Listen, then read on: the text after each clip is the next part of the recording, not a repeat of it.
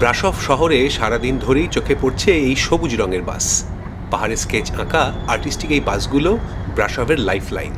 বিরামহীন ছুটে চলেছে শহরের এক প্রান্ত থেকে অন্য প্রান্তে। সারাদিনের ঘোরাঘুরির শেষে যখন এই সবুজ বাসে করে হোটেলের দিকে ফিরছি, ক্যামেরায় ধরা পড়ল একটা মিষ্টি মুহূর্ত। স্থানীয় এক ছোট্ট বন্ধু কোনো কথা ছাড়াই আলাপ করে নিল আমার সাথে। বলতে বাধা নেই যে এটা ভূপর্যটকের রোমানিয়া সফরের অন্যতম সেরা প্রাপ্তি। তাই এই মুহূর্তটা দিয়েই শুরু করছি আজকের এপিসোড।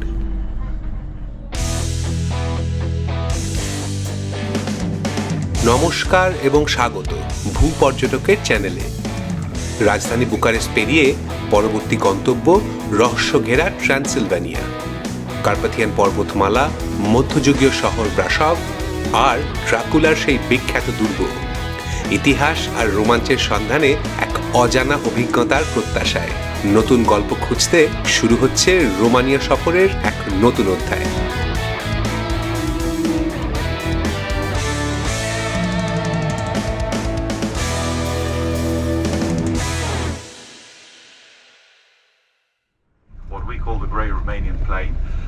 রাজধানী বুকারেস্টকে বিদায় জানিয়ে সকাল সকাল রওনা হয়েছি ব্রাসভের উদ্দেশ্যে। রোমানিয়া সফরের পরের গন্তব্য দেশের সবচেয়ে আলোচিত এবং রহস্য ঘেরা অঞ্চল ট্রান্সিলভানিয়া। ট্রান্সিলভানিয়া মানেই দিগন্ত জোড়া কার্পাথিয়ান পর্বতমালা, পাহাড়ি মফস্বল আর শত বছর পুরনো সব ক্যাসল। শহরের গণ্ডি পেরিয়ে আমাদের ট্যুর বাস ছুটেছে হাইওয়ে ধরে। এই ব্রাসভ শহরটি হলো ট্রান্সিলভানিয়ার প্রবেশদ্বার, মধ্যযুগীয় আভিজাত্য আর আধুনিক রোমানিয়ার এক অদ্ভুত মেলবন্ধন।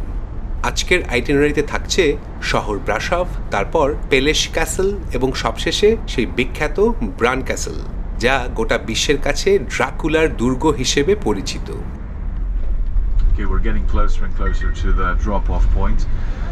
ট্যুর বাস নামিয়ে দিল শহরের মূল কেন্দ্রে। এখান থেকে পায়ে চলা শুরু ব্রাসভের প্রাচীন মিডিয়েভাল ডিস্ট্রিক্টের দিকে।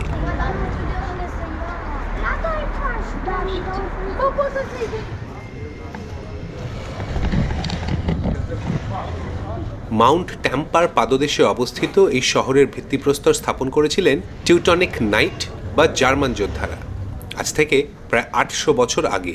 মধ্যযুগে এর নাম ছিল ক্রোনা, আর জার্মানরা একে ডাকত ক্রোনস্ট্যাট বলে, যার আক্ষরিক অর্থ মুকুটের শহর।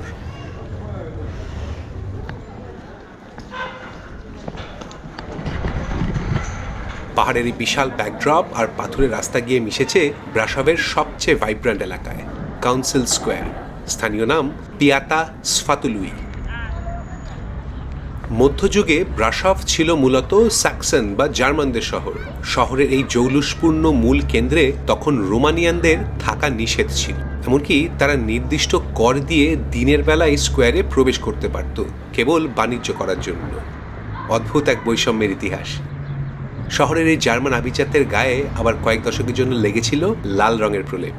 1950 থেকে 60 সালের মধ্যে সোভিয়েত প্রভাবে শহরটির নাম বদলে রাখা হয়েছিল ওরাসুল স্তালিন বা স্তালিন শহর। সাম্রাজ্য বদলেছে, নাম বদলেছে, কিন্তু ইতিহাসের প্রতিটি ধূলিকণা আজও মিশে আছে এই কাউন্সিল স্কোয়ারের প্রতিটি দালানে। ঠিক মাঝখানে দাঁড়িয়ে আছে কাউন্সিল হাউস। এর ট্র্যাঙ্কুইল টাওয়ারটি একসময় ছিল পাহারাদারদের আস্তানা, যেখান থেকে শত্রুর গতিবিধি বা শহরের আগুনের ওপর নজর রাখা হতো। তবে এর একটি অন্ধকার ইতিহাসও আছে। মধ্যযুগে দণ্ডপ্রাপ্ত অপরাধীদের প্রকাশ্যে শাস্তি দেওয়া হতো এই চত্বরেই। এর ঠিক পাশেই মাথা উঁচু করে দাঁড়িয়ে আছে বিখ্যাত ব্ল্যাক চার্চ বিসেরিকা নেগ্রা। 1689 সালের সেই ভয়াবহ অগ্নিকাণ্ডে যখন শহরের একটা বড় অংশ পুড়ে ছারখার হয়ে যায়, তখন এই বিশাল চার্চের দেওয়ালগুলো পুড়ে কুচকুচে কালো হয়ে গিয়েছিল, আর সেই থেকেই এই নাম। গথিক গির্জাটি আজও দাঁড়িয়ে রয়েছে সেই আগুনের ক্ষত নিয়ে। ইতিহাসের সেই দহন পেরিয়ে আজকের কাউন্সিল স্কোয়ার পেয়েছে এক ভিন্ন রূপ। পর্যটক আর স্থানীয়দের আড্ডা আর পায়রাদের অবাধ বিচরণে মুখরিত এক প্রাণবন্ত চত্বর।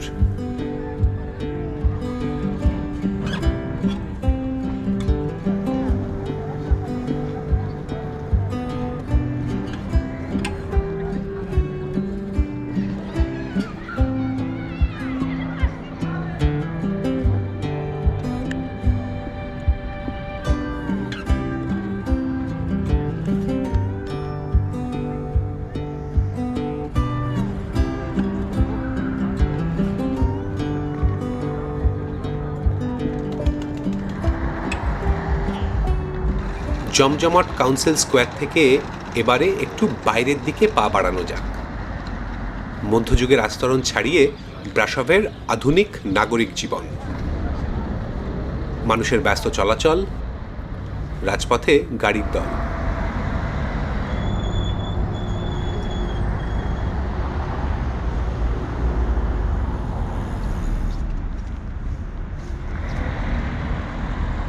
ধবধবে সাদা বিসেরিকা বুনা ভেস্তিরে চার্চের সামনে দিয়ে বিরামহীন আনাগোনা সেই সবুজ বাসগুলোর। এক পাশেই পাবলিক পার্ক, বেশ শান্ত ধীরস্থির পরিবেশ। হালকা শীত সঙ্গে মিষ্টি রোদ পিঠে নিয়ে বেঞ্চে বসে স্থানীয় প্রবীণরা গভীর মনোযোগ দিয়ে দাবা খেলায় মগ্ন।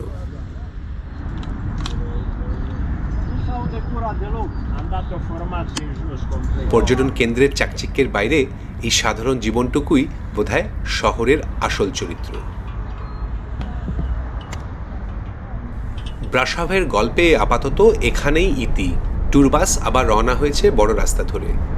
দিনের দ্বিতীয় ভাগে অপেক্ষা করে রয়েছে সেই বিশ্ববিখ্যাত ড্রাকুলা আর তার রহস্যময় বাসস্থান ব্রান ক্যাসল। তবে তার আগে রয়েছে একটা ছোট্ট স্টপ, পেলেশ ক্যাসল। ব্রাসভের কাছেই সিনাইয়া পাহাড়ের কোলে অবস্থিত পেলেশ ক্যাসল। দিগন্তে উঁকি দিচ্ছে বরফ ঢাকা কার্পেথিয়ান পর্বতমালা। When he first got here, he kneeled to the ground, kissed the soil, and he promised to bring peace and prosperity to these God-forsaken lands.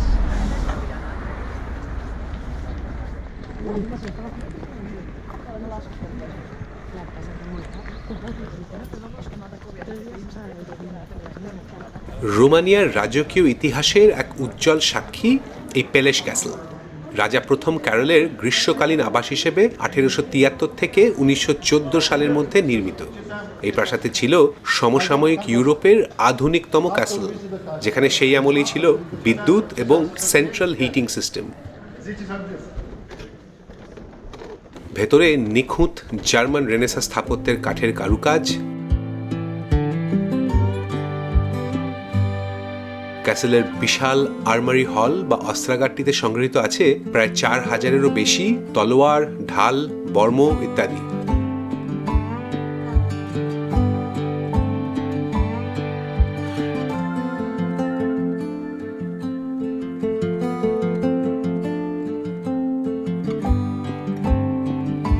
বিলাসবহুল সব কক্ষ ও আসবাবের জৌলুস আভিজাত্যের পরিচয় দেয়।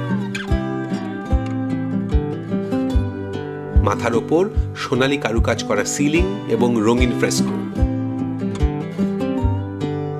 সব মিলিয়ে একটা রাজকীয় পরিবেশ।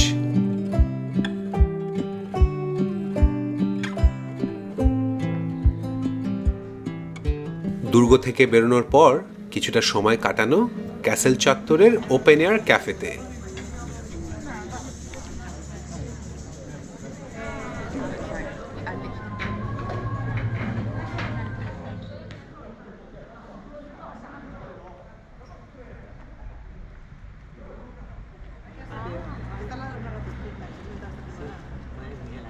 মূলত একটি শান্ত এবং আভিজাত্যপূর্ণ রিসোর্ট টাউন এই সিনাইয়া।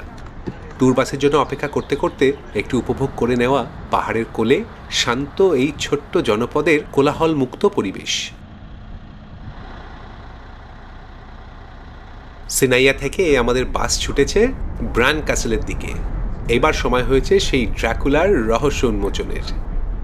1897 সালে আইরিশ লেখক ব্রাম স্টোকার যখন তার বিখ্যাত উপন্যাস ড্রাকুলা লিখেছিলেন, তখন তিনি কল্পনা করেছিলেন কাউন্ট ড্রাকুলা নামক এক রহস্যময় ভ্যাম্পায়ারের।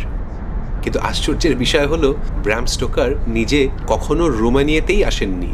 তিনি কেবল লোকমুখে বর্ণনা শুনে এই ব্রান ক্যাসেলকে তার কাল্পনিক চরিত্রের পটভূমি হিসেবে বেছে নিয়েছিলেন। গল্পের ড্রাকুলা কাল্পনিক হলেও এই চরিত্রের অনুপ্রেরণা ছিল এক রক্তমাংসের মানুষ, রাজপুত্র ভ্লাদ সেপেশ। তিনি ছিলেন 1500 শতাব্দীর ওয়ালাচিয়া অঞ্চলের শাসক। অটোম্যান সাম্রাজ্যের বিরুদ্ধে তার প্রতিরোধ ছিল অসামান্য, কিন্তু তার শাস্তির ধরন ছিল পিলে চমকানো। তিনি শত্রুদের জ্যান্ত অবস্থায় তীক্ষ্ণ কাঠের শুলে চড়িয়ে মৃত্যুদণ্ড দিতেন, অর্থাৎ ইম্পেলিং। তার এই নির্মমতার কারণেই ইতিহাসে তাকে ডাকা হতো ভ্লাদ দ্য ইম্পেলার নামে। এই নিষ্ঠুর বাস্তব ইতিহাস আর উপন্যাসের কাল্পনিক বর্ণনা লোকমুখে মিলেমিশে আজ তৈরি হয়েছে রক্তচোষা ভ্যাম্পায়ারের এই গ্লোবাল মিথ। সহজ কথায় এই ক্যাসেল এবং ঐতিহাসিক ভ্লাদ হলেন চরম বাস্তব, আর ভ্যাম্পায়ার ড্রাকুলা এবং তার রক্তচোষার বর্ণনা হলো স্রেফ সাহিত্যিক কল্পনা।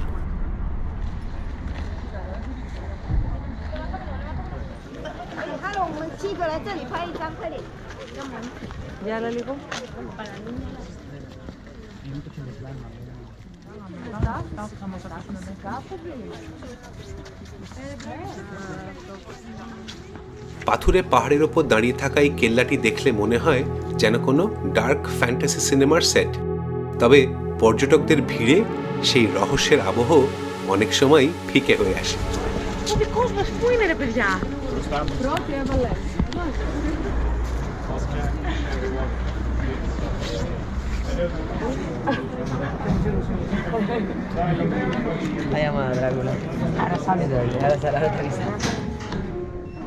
দুর্গের ভেতরে ছড়িয়ে ছিটিয়ে রয়েছে ভ্লাদ এবং ক্যাসেলের পুরনো সব ছবি, আসবাব আর রাজকীয় পোশাক।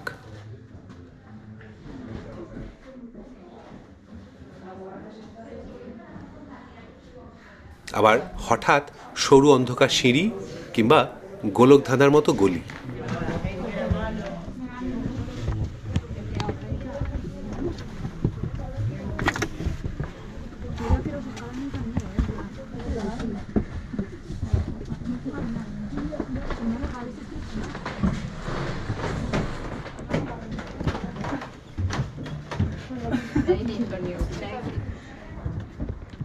কোথাও আবার আলো আর শব্দের সাহায্যে তৈরি করা হয়েছে রহস্যের মায়াজাল।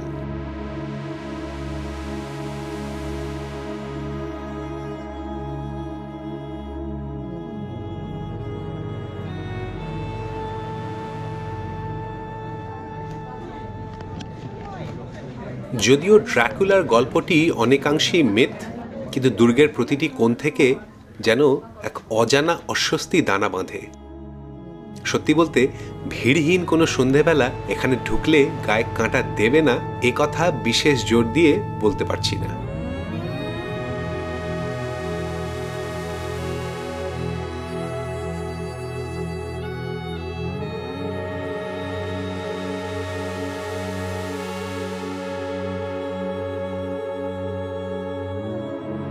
মিথ আর বাস্তবতার এক আশ্চর্য মিশেলে ব্রান ক্যাসেল অবশ্যই এক ব্যতিক্রমী জায়গা। তবে দিনের শেষে এই দৃশ্যটা এক অন্য মাত্রা যোগ করে দিল। সাদা বরফে ঢাকা প্রান্তরের মাঝে মাথা উঁচিয়ে দাঁড়িয়ে আছে সেই রহস্যময় দুর্গ, আর নিচে লেকের স্থির জলে পড়েছে তার প্রতিচ্ছবি। ইতিহাসের রক্তক্ষয়ী গল্পের শেষে প্রকৃতির এই নির্মল ছোঁয়া সত্যিই অসাধারণ।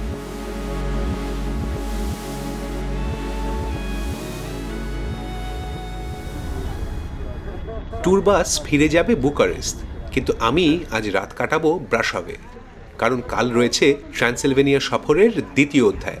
ব্রান ক্যাসেল থেকে ব্রাসভ ফিরতে তাই লোকাল বাস। রাস্তার ধারে ঝোলানো বাসের সময়সূচি অনুযায়ী 5:40 বাসটা কিছুক্ষণেই আসার কথা। মোটামুটি সময় এসে গেল। সাদা রঙের বাস। ড্রাইভার সাহেবের থেকে ক্যাশ টাকা দিয়ে কেটে নিলাম টিকিট। প্রায় 1 হাত লম্বা এই টিকিটটা অবশ্যই একটা দারুণ সুভেনির। স্থানীয় মানুষদের সাথে লোকাল রেডিও স্টেশনের চ্যানেল শুনতে শুনতে এগিয়ে যাওয়া। একটা করে স্টপ আসছে, বাস থামছে, লোকজন ওঠানামা করছে, তারপর আবার স্পিড বাড়িয়ে চলতে থাকা।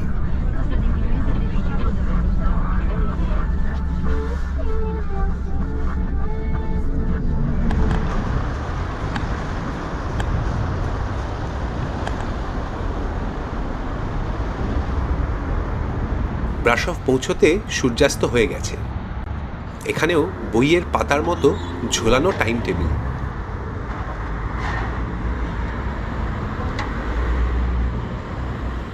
ওই সামনে আসছে সেই সবুজ বাস, নিয়ে যাবে শহরের কেন্দ্রে, গিয়ে চেক ইন করবো হোটেলে।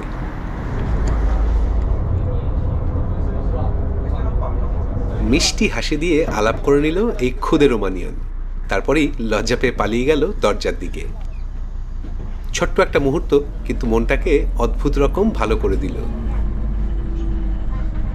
এটাই বোধহয় ভ্রমণের মধ্যে লুকিয়ে থাকা আসল স্বাদ।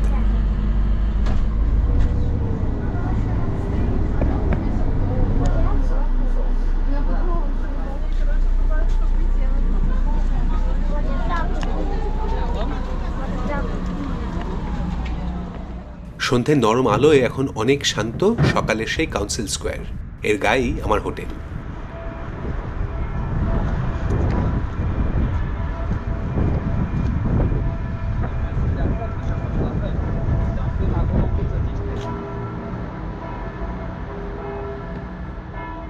সারাদিন ধরে ঘোরাঘুরি করে শরীরটা একটু ক্লান্ত, আর খিদেও পেয়েছে জমিয়ে। এটা ছোট জায়গা, তাই রাত হয়ে যায় একটু তাড়াতাড়ি। বেশিরভাগ রেস্তোরাঁ ঝাঁপ গুটিয়ে ফেললেও দু একটি এখনো খোলা, তাই আর দেরি না করে ঢুকে পড়া যাক। স্থানীয় ওয়াইন দিয়ে শুরু, আর তারপরেই গরম গরম স্টেক। আর কি চাই?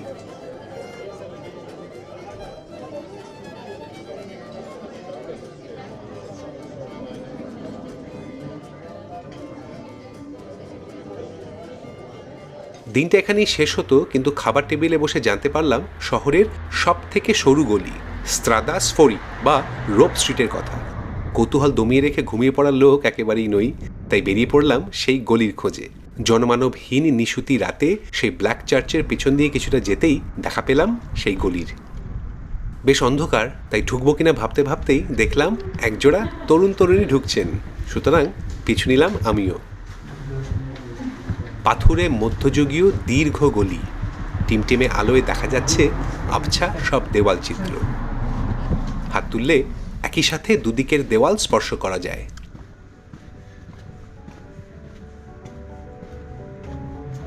হাঁটতে হাঁটতে মনের মধ্যে একটা অদ্ভুত অনুভূতি হলো। কখনো কি ভেবেছিলাম কোনো এক মাঝরাতে রোমানিয়ার ব্রাশভের এই অন্ধকার সংকীর্ণ গলিতে আমি একা হেঁটে বেড়াবো? আসলে ভ্রমণের সার্থকতা বোধহয় এখানেই, মুখোমুখি এনে দাঁড় করিয়ে দেয় গতানুগতিক অভিজ্ঞতার একেবারে বাইরে।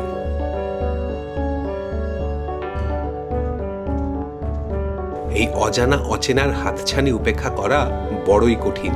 এর স্বাদ একবার পেলে জাঁকিয়ে বসে নেশার মতো। সেই কৌতূহল নিয়েই কাল আবার বেরিয়ে পড়া ট্রান্সিলভানিয়ার অন্দরে, যেখানে অপেক্ষা করে আছে ঐতিহাসিক সিবিউ, বিস্ময়কর বিয়ের তান আর রঙিন শহর সিঘিসোয়ারা। সঙ্গে থাকুন ভূপর্যটকের চ্যানেলে।